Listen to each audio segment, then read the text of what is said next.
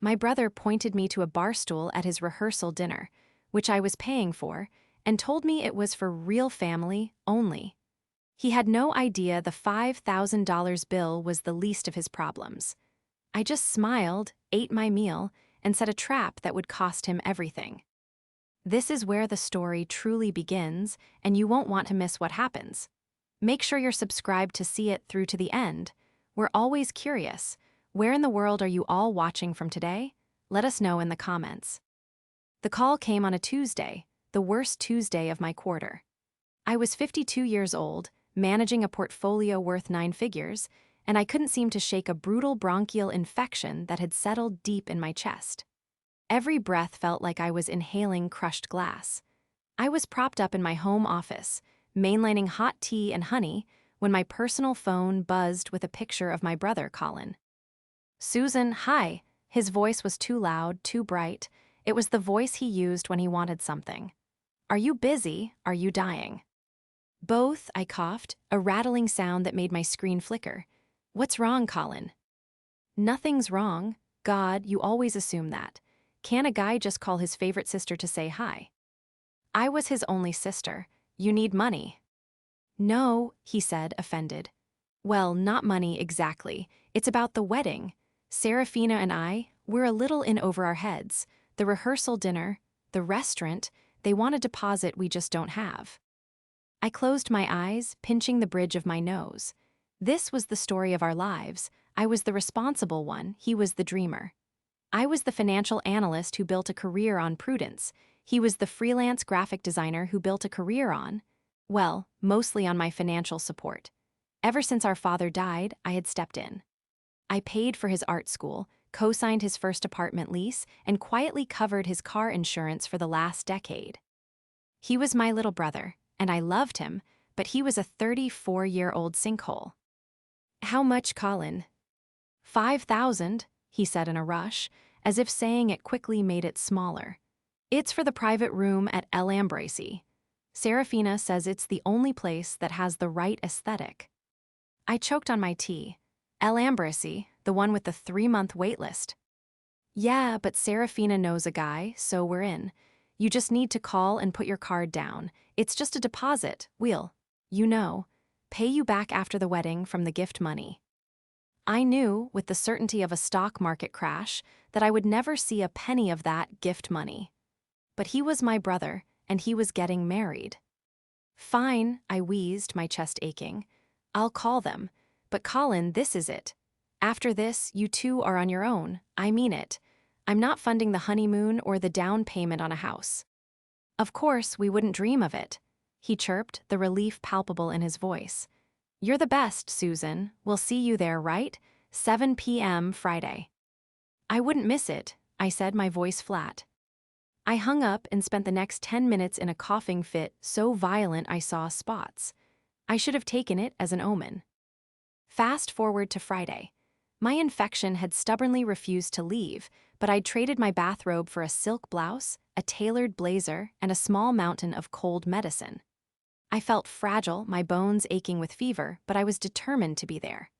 I'd even secured the reservation, not through Serafina's guy, but by calling the manager, a client of mine, who was happy to open the reserve room for me. I'd told him I'd be handling the bill. I arrived at El Ambrasi at 7:02 p.m. The restaurant was stunning, all low light and dark wood. The hostess guided me toward the private room, but as I approached, I could see the main table was already full.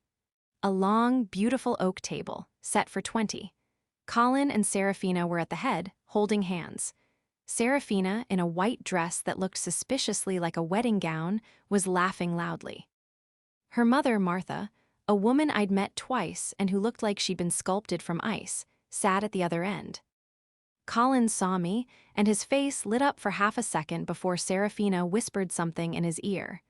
His smile tightened. He stood up and walked over, intercepting me before I reached the table. "Susan, you made it." He gave me an awkward, one-armed hug, clearly afraid of catching my germs. "I said I would," I rasped, my throat raw. "I'm not feeling great, but I'm here. The room looks lovely." "Yeah, it's great," he said, shifting his weight. He wouldn't meet my eyes. So, look, there's been a little change of plans with the seating. A change of plans. He gestured vaguely toward the packed table. Yeah, Serafina's family. Well, there's more of them than we thought. Her cousins from out of state, you know. And Martha really wanted to keep the families together. I looked at the table. I saw Serafina, I saw Martha, I saw a dozen people I didn't. Recognize? I don't see anywhere to sit, Colin. He cringed, then pointed. Over by the wall, next to the service station where the waiters were polishing cutlery, was a single, tall bar stool. You can sit there, he said, his voice barely a whisper. We've got real family at the main table. I stared at him. The music, the chatter, the clinking of glasses, it all faded into a dull roar. My lungs, already tight, seized. What did you just say? It's her night, Susan, he pleaded, gesturing to Serafina. We just need to keep her mom happy. It's for family. You get that right. He had used her word. Real family. And I, the sister who had raised him, the woman paying for every breadstick and bottle of wine in that room, was not included. I looked at the bar stool. Then I looked back at my brother, the man I had sacrificed for, loved, and supported for 34 years. The betrayal was so sudden and so sharp, it hurt more than the infection raging in my chest. The cough I'd been suppressing finally broke free, a dry, hacking sound that echoed in the sudden silence. The fever, the sickness, the exhaustion, it all vanished, replaced by a cold, crystalline clarity. I didn't make a scene. I think that's what they were expecting. I think Serafina, who was now watching me with a smug, anticipatory glint in her eye, was hoping for one. She wanted the story of Susan's dramatic outburst to tell for years. She wanted to paint me as the jealous, overbearing older sister who couldn't handle her brother starting his own life. I would not give her the satisfaction. I simply nodded, a slow, deliberate movement. I see, I said, my voice surprisingly steady despite the rasp. You're right, it's her night, don't worry about me. Colin's shoulders slumped in relief. Oh, thank God, I knew you'd understand, you're the best. I'll have them send a drink over. He patted my arm, a flimsy, dismissive gesture, and hurried back to the table, to his real family. I walked to the bar stool. It was as uncomfortable as it looked. It wobbled slightly, and my view was of the service station and the swinging kitchen door. I was an afterthought, an ATM machine with a cough. A young waiter approached me, his face a mask of professional pity. Ma'am, can I get you something? Yes, I said, pulling the stool out and settling onto it. I'll have a bottle of the San Pellegrino, and a cup of hot water with lemon and honey, and a menu. A menu, ma'am. Yes, I am after all a guest. He scurried off. From my perch, I had a perfect, unobstructed view of the entire party. It was like watching a play for which I had unwillingly bought all the tickets. Serafina was in her element, her voice cutting across the table. Her mother, Martha, a woman with iron-gray hair and a predatory stillness, watched everything with a smile that never reached her eyes. The drinks were already flowing. I watched as the waiter brought out bottle after bottle of a Premier Cru Chablis that I knew, from my client dinners here, cost $250 a bottle. They weren't just celebrating, they were ransacking. I focused on my hot water, the steam a small comfort. I felt a familiar, internal click. It's the feeling I get before a major market correction, a mental shift from emotion to analysis. I was no longer a sister. I was an auditor. A few minutes later, the waiter brought my appetizer, a simple Caesar salad. As I ate, I tuned into the conversation. The table was loud, emboldened by expensive wine and the thrill of a free ride. And I told him, Serafina was bragging, holding a wine glass aloft, I said, the past is the past. We're our own family now. It's time he set boundaries. Martha nodded, dabbing her lips with a napkin. He's a good boy, Serafina, but a little soft. He needs a strong woman to guide him. It's a good thing you're weeding out the toxic influences. Toxic influences. That was me, the woman who'd paid Colin's rent last month. Oh, absolutely. Serafina laughed, and this part, she said louder, clearly for my benefit. I mean, some people just can't let go. They hold on to the past, thinking it gives them some kind of control. But they're about to find out how little control they really have. She looked right at me as she said it, a triumphant, dismissive smirk. I just took a bite of my salad. My main course arrived, a modest portion of salmon. The main table was on its fourth course. Lobster tails, tomahawk steaks, truffle-infused everything. They were ordering like lottery winners. Colin, to his credit, looked uncomfortable. He kept glancing over at me, his brow furrowed, but Serafina would invariably grab his hand or whisper in his ear, and he would turn back to her, his new North Star. That's when I overheard the part that froze my blood.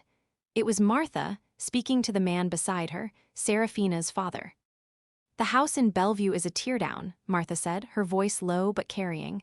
"But the land, Seraphin. A's right, we'll need Susan to co-sign on the construction loan. She won't even feel it. We'll just roll it into the newlywed fund we discussed." "She's on board with that?" the father asked. "She will be," Serafina's voice chimed in. She had leaned across the table. "Once Colin is officially off her books, she'll be so grateful she'll pay for anything. Besides, it's the least she can do. She's had him as a dependent for years. It's our turn to get a little of that support." I stopped chewing. It wasn't just a dinner. It wasn't just a slight. This was a plan. This rehearsal was my audition for the role of family bank, and my humiliation was the first step in establishing the new pecking order. They weren't just taking my money for one night, they were planning to bleed me dry for the foreseeable future. I felt the fever breaking, replaced by a glacial calm. They thought I was a pushover. A sad, sick, lonely woman who would pay any price for a seat at the table. But they had forgotten one crucial thing. I wasn't just a client at this restaurant, I was the client. And more importantly, I wasn't just an analyst, I was a damn good one. And I had just analyzed my way out of this investment. This wasn't just about Colin. To understand why I didn't just walk out, why I sat there and took it, you have to understand our history. I was 18 when our father died. Colin was only 8. Our mother was a ghost, lost in her own grief, and I became, in effect, his parent. I was the one who taught him to ride a bike. I was the one who sat in the front row of his awful high school plays. When I got my first job out of college, my first real paycheck didn't go to a new car or a down payment on a condo. It went to a new computer for Colin, so he could explore his creativity. My sacrifices were not small, and I never held them over his head. I built my firm from the ground up, working 80-hour weeks. I missed vacations, skipped parties, and postponed my own life, all to ensure he had the launchpad I never did. I paid for his overpriced art degree, funded 3 of his failed design startups, and never once, not once, did I say, "You owe me." I didn't want him to owe me. I just wanted him to be happy. And to maybe, one day, stand on his own 2 feet. Then Serafina arrived. I first met her about a year ago at a casual brunch.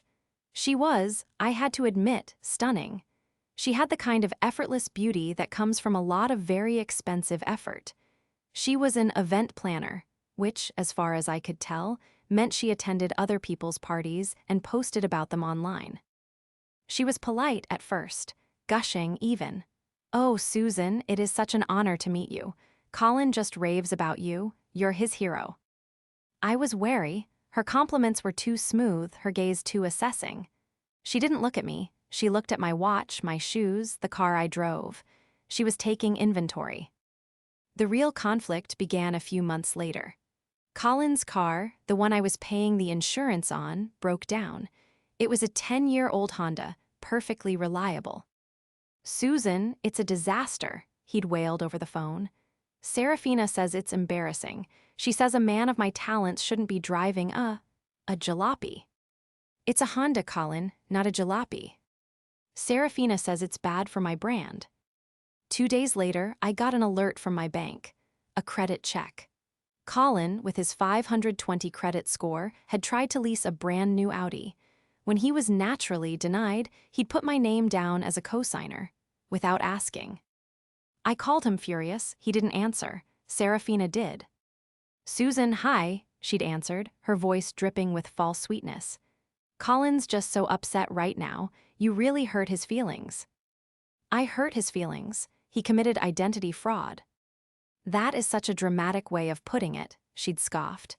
"He was just trying to be the man you always wanted him to be, a professional, but you just want to keep him down, don't you? Keep him as your little project. It must be hard, knowing he's finally choosing a real partner over his. Well, you." That was the first time she'd drawn the battle lines. Me, the project manager, versus her, the real partner. Now, sitting at my bar stool, I saw it all with perfect clarity. This wasn't a romance, it was a hostile takeover. Serafina wasn't just marrying Colin, she was acquiring his only asset, me. I watched her mother, Martha. The apple hadn't fallen far from the tree. Martha was Serafina too. She had a cold, appraising look, and she was currently deep in conversation with a man I assumed was her husband. She gesticulated, pointing toward Colin, then toward herself, then made a writing motion in the air. She was a planner. This whole humiliation was her idea, I was sure, a way to establish dominance. To show me, in no uncertain terms, that my role had changed. I was no longer the matriarch, I was the treasury. Serafina raised her glass for a toast. "To family," she shouted, beaming, "to the ones who show up, who support us, and who know their place." She and Martha locked eyes and smiled. Colin, bless his spineless heart, clapped along, his face flushed with wine. He even glanced at me and gave me a weak, encouraging little wave as if to say, "See? This is fine. Aren't you having fun all alone by the kitchen?" I raised my glass of San Pellegrino. I was no longer sick. I was no longer tired. I was, in fact, beginning to feel better than I had in a decade. The dinner continued. The bill, I mentally calculated, had to be cresting $8,000. They'd ordered a round of 25-year-old scotch. They'd added caviar to the steaks. This was not a meal, it was a robbery. I ate my salmon. I drank my hot water. And I waited. I watched Serafina preen and posture, I watched Martha count her unhatched chickens, and I watched my brother, my little brother, fade away into the shadow of these two grasping, greedy women. The plan they'd overheard, the construction loan, the newlywed fund, it was all so juvenile. They thought because I was quiet, I was weak. Because I was generous, I was stupid. They had forgotten who I was. They had forgotten what I do for a living. I don't just analyze finances, I dismantle bad investments. And this entire table, this entire, elaborate, expensive farce, was the worst investment of my life. My shift from victim to strategist was as quiet as a key turning in a lock. It happened the moment I heard the word cosign. Co-signing a loan wasn't just a matter of money, it was a legal entanglement, a long-term binding. It was the financial equivalent of a shackle, and they were planning to slap it on me before the wedding cake was even cut. I pulled out my phone, my back to the table. The flimsy excuse of my illness was now my greatest asset. No one bothered the sick woman coughing in the corner. My first text was to my client, Anton Dubois, the manager of El Ambrisi. "Me, Anton, apologies to text during service. It's Susan, I'm in your reserve room. I'm not feeling well and need to leave, but there seems to be a misunderstanding about the bill. The party at my table believes I am covering it. Me, I am not. The bill belongs to the man at the head of the table, Colin, and his fiancée, Serafina. I will cover my own meal, salmon, salad, sparkling water, which I ordered separately. Please have a waiter bring me that check. The rest is theirs." His reply was almost instant. "Anton, Susan, I am so sorry to hear this. Is everything all right? Of course. I will handle this personally. Do not worry." My second action was more discreet. Under the guise of checking my work email, I opened a private browser tab. I have access to certain professional databases, background checks, credit reports, asset verifications. It's all part of the due diligence I perform when managing a new client's massive wealth. I typed in Serafina last name. The basics popped up first. 31 years old. A string of addresses, all rentals, no assets, a few small-time judgments for unpaid credit cards. But then I saw it. An event planning business, Serafina's Soirees, registered 3 years ago. It had been dissolved. I cross-referenced the business name. A few clicks led me to a series of scathing online reviews, all from furious brides. She took our deposit and vanished. Hired her for our wedding, she booked the wrong venue and then blamed us. A complete fraud. We had to sue her to get our money back. My fingers flew across the screen. I found the court records. 3 small claims judgments against her, all from the past 2 years, all for services not rendered. All unpaid. She wasn't just a bad event planner, she was a serial scammer. Then I typed in Martha last name. This was even more interesting. Martha and her husband had declared bankruptcy 7 years ago. The real estate investor persona was a complete fabrication. They were living in a heavily mortgaged condo, and their only source of income appeared to be a small, rapidly dwindling pension. This wasn't a merger of 2 families. This was a pair of drowning grifters grabbing onto the only available life raft, my brother, and by extension, me. They weren't just planning to use my money, they needed it. Their survival depended on it. This changed everything. This wasn't a petty family squabble. This was fraud. I sat there in the dim light of the service station as a cold, hard rage settled over me. They were using my brother, his insecurity, his lifelong need for approval, as a weapon against me. They had convinced him that to be a man, he had to cast me out. And he was so desperate to finally be the man, he was willing to do it. A new thought struck me, and it was the most painful one of all. Colin was a graphic designer. Serafina's Soirees website, though now defunct, had been surprisingly slick. The logo, the branding, it was all Colin's signature style. He hadn't just been roped in, he was an accomplice. He W. As probably the one designing the brochures for the scams. The waiter returned, this time with a small black folio. He placed it discreetly in front of me. "Your check, ma'am," he whispered. I opened it. Caesar salad, grilled salmon, San Pellegrino, $84.50. I took out my personal Amex, not the corporate card I'd put on file for the deposit. I handed it to him. "Thank you, please be quick." Of course. The main table was oblivious. They were ordering another round of the 25-year-old scotch. Martha was telling a long, boring story, and Serafina was filming it all for her social media, panning her phone across the lavish spread, the laughing faces, the opulent room. She was documenting her triumph. The waiter returned.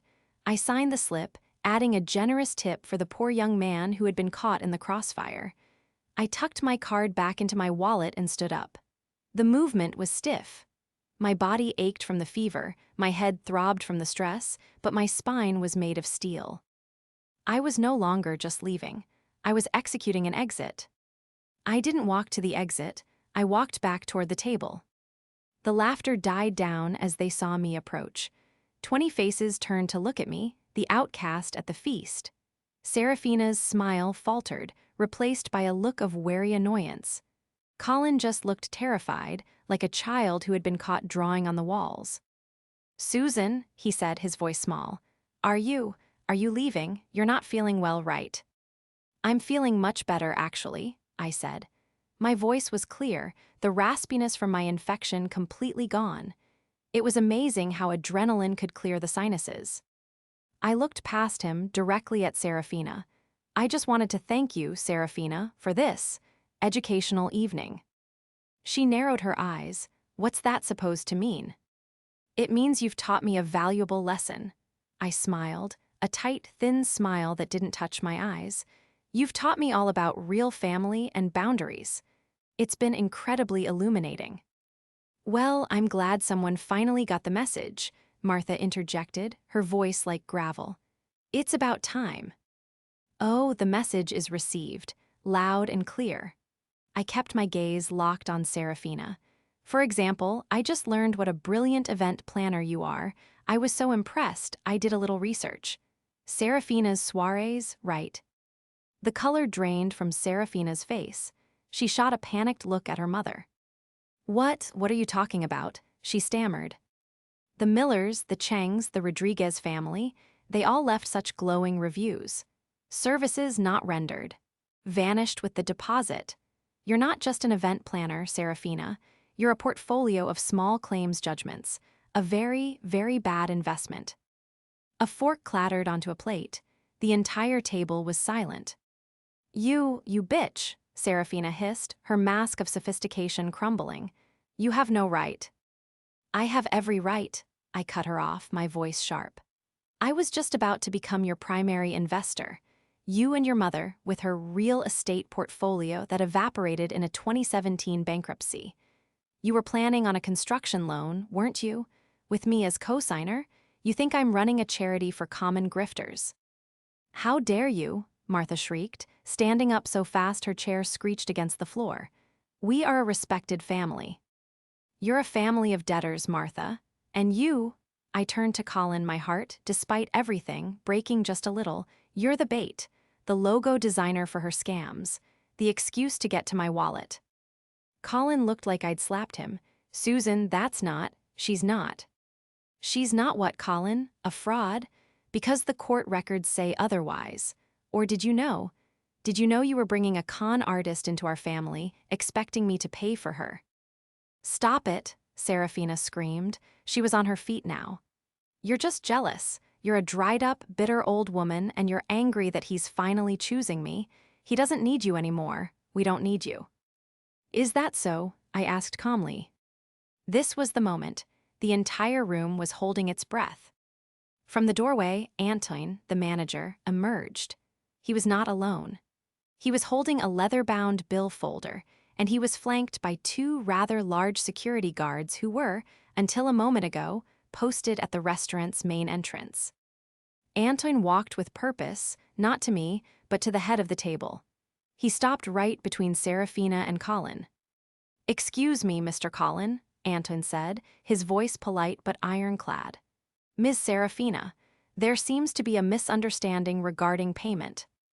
Serafina laughed, a high-pitched, hysterical sound. "What misunderstanding? She's paying." She pointed at me, her finger trembling. "The bitter old woman by the bar, she's covering it all." I just shook my head, a small, sad gesture. Antoine didn't even look at me. "I'm afraid that's incorrect, madam. Ms. Susan has already settled her personal bill. She was our guest." He placed the thick folder on the table right in front of Colin. "This," he said, tapping it, "is yours." "What?" Colin's voice was a squeak. "This is ridiculous." Serafina lunged for the bill, ripping it open. Her eyes scanned the total. I saw the exact moment her brain processed the number. The blood rushed from her face, leaving her a pasty, sickly white. 10,000, she whispered, her voice cracking. $10,481. "That's with the 20% service fee already included," Antoine said helpfully. "We accept all major credit cards, or cash." But, Serafina looked at me, her eyes wide with panic. The arrogance was gone, replaced by a raw, desperate fear. She promised, she put down the deposit, she promised 5,000. "And I did," I said, my voice soft. "I called this afternoon and canceled that deposit. I told the restaurant you'd be handling the finances yourselves. You know, like a real family." The silence that followed was a physical weight. It was broken by Martha. "This is an outrage," she yelled, pointing at me. "She agreed to this. She tricked us. Call the police." Antoine, the manager, stepped forward. "Ma'am, I would advise against that. Miss Susan has already paid her check. You and your party, however, have consumed over $10,000 worth of food and beverages. The police, I assure you, will be on my side.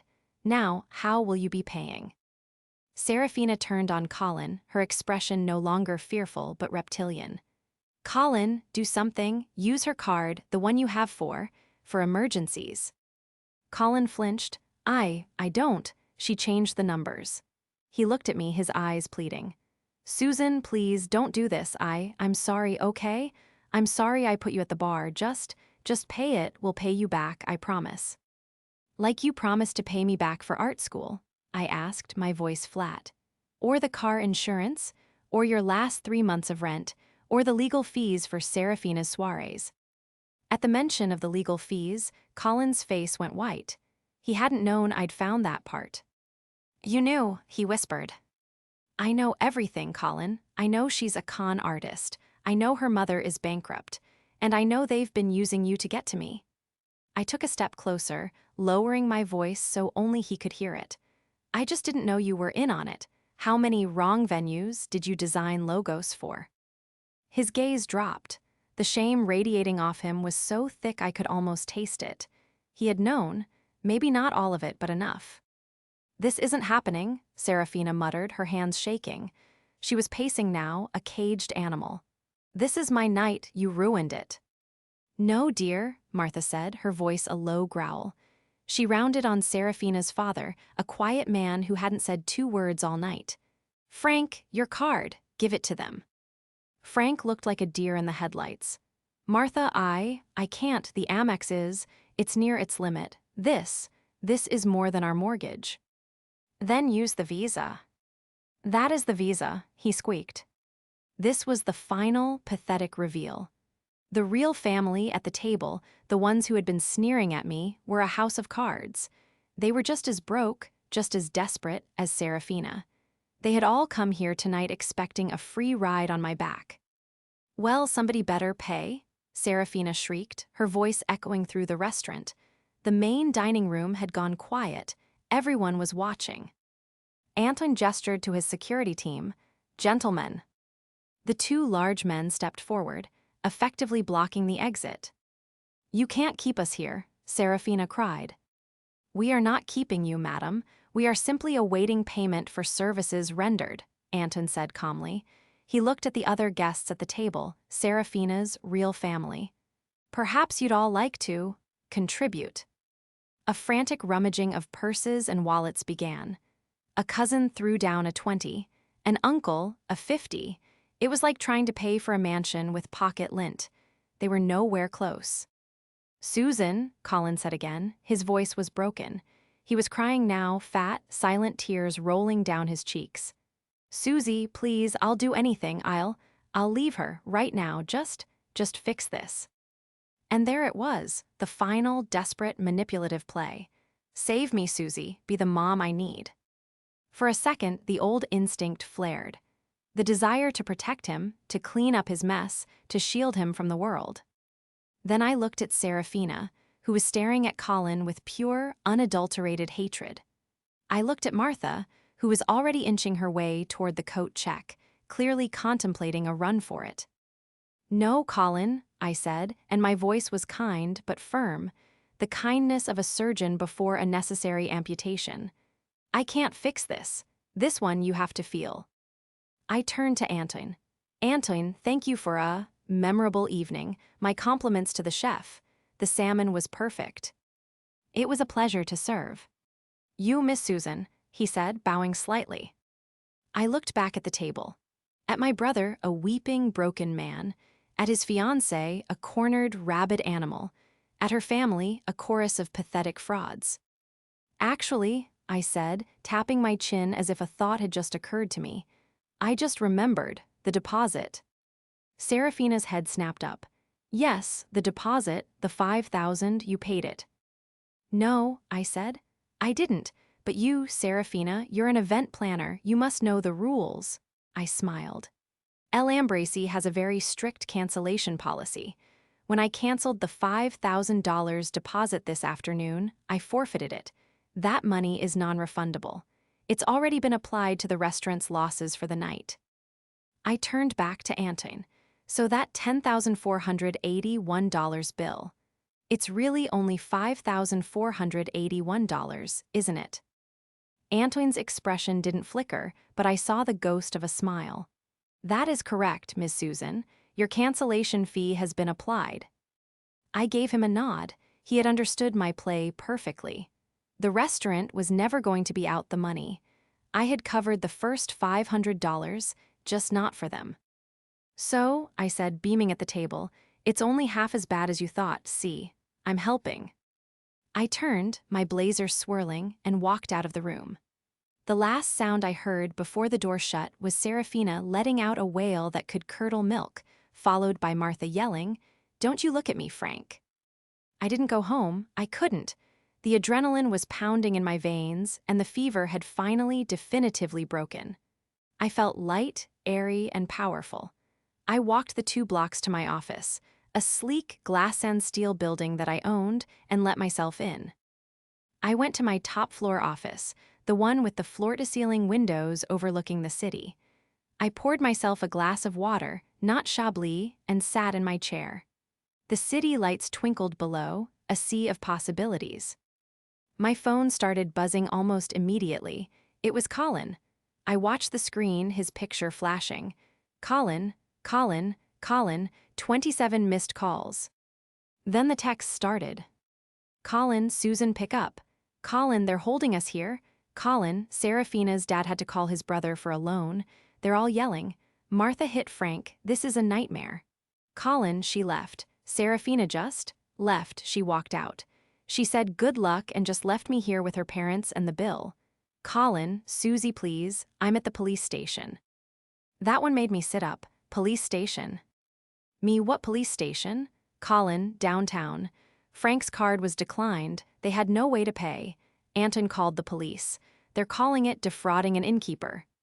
Serafina's parents are in a holding cell, I'm just a witness. I think, Susie please, come get me, I'm scared.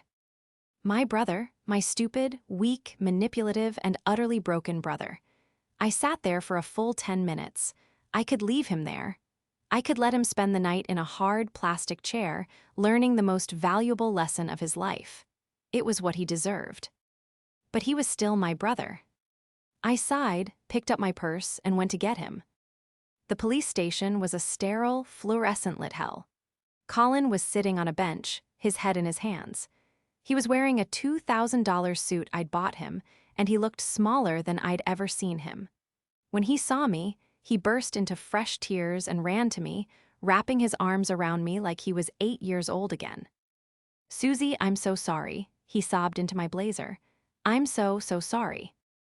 I didn't hug him back, I just stood there, my hands at my sides. Are you sorry, Colin, or are you just sorry you got caught? I'm sorry, he insisted, pulling back. His face was a mess of tears and snot. She got in my head, she and Martha. They told me you were trying to control me, that you saw me as a burden, that the only way to be a man was to put you in your place.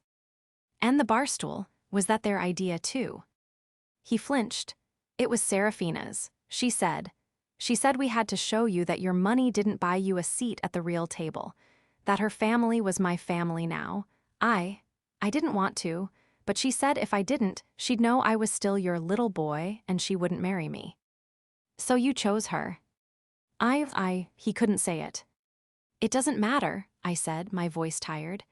They're holding Martha and Frank, I'm not bailing them out. You're listed as a witness, you are free to go.